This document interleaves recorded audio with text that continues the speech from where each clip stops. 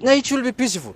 It is enshrined in our constitution. Nimesikia wenzangu wa bunge hapo wakisema ati Raila is above the law. How can he be above the law and the constitution that himself fought for? The constitution that we are enjoying today in Kenya was brought by Raila Odinga. Exactly. Now guys, kama Raila Odinga alileta constitution hapa nchini Kenya, where is Raila Amolo Odinga now? People are just struggling, looking for the justice for Albert Ojwang. Raila Odinga ako mafichoni. And guys, I want you to continue listening to this speech. Kuna huyu kijana is trying to defend Albert Lagat, and why he is trying to defend him. But ensure umelike ili kuonyesha kwamba una support hii video. Was not brought by Rigathi Gachagua and companies. The company did not bring any constitution in Kenya.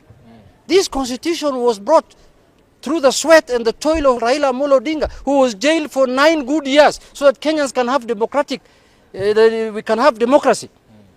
So you are accusing the same person that is above the law. Is above the how? If he wanted to be above the law, why will he bring a new constitution? He should have just said, let's remain with the way we were, so that he can be above the law. Maneno kama hizo mwache, kwa sababu nyinyi ni wageni ndani ya town.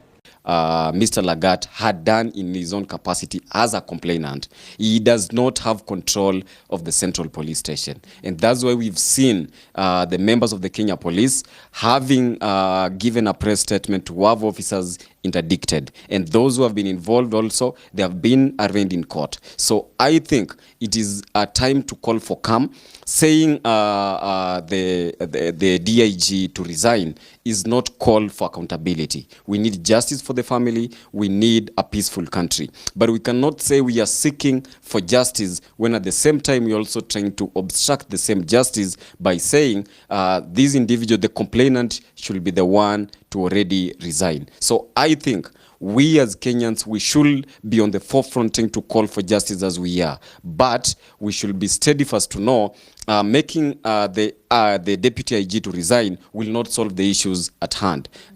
If you look at it, the DCI has also given reasons why he does not feel like the DIG was involved in this matter. And everything points to Central Police Station. So as much as we want to look at the emotional part of it, yes, he was wrongly killed, and we are calling and demanding for justice. However, justice has to follow all due processes. So we are not saying that Mr. Lagat is innocent. All we are saying is let the government institutions do their due diligence without interference from external forces, by having people to organize demos to make sure the due diligence is not followed, just for rushy decisions whereby Mr. Lagat has been told to resign, which is not a sustainable solution. Yeah. So what do you think should be done for the family to get their justice? Because already, according to how you're trying to explain, what do you think should be done?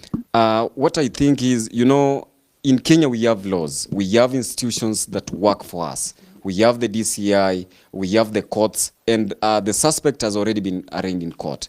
The only way all these, the family can get justice is if the case has been taken to court, which is already in court. Some people have been already charged with this matter. So it is just for us to be calm and wait for the due process that will be done in court. That is the only way. I can't say we can do an eye for an eye. It is only for us to be patient as a nation, as young people. Yes, we agree. This was untimely death of Albert Ojwang. However, we have to follow the laws of our country and embedded in our constitution 2010. Yeah.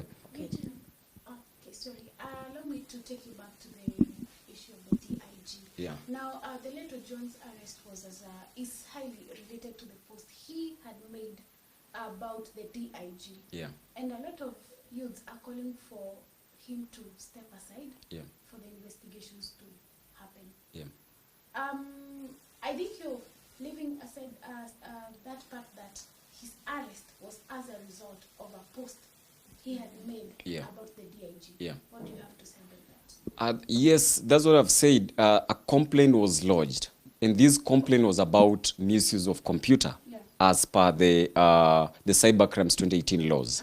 However, we are saying, coming out with the chance to say the resignation of the DIG is the way to go is prudent, that is not the way we are going to solve the issues happening in this country. But you think it's kind of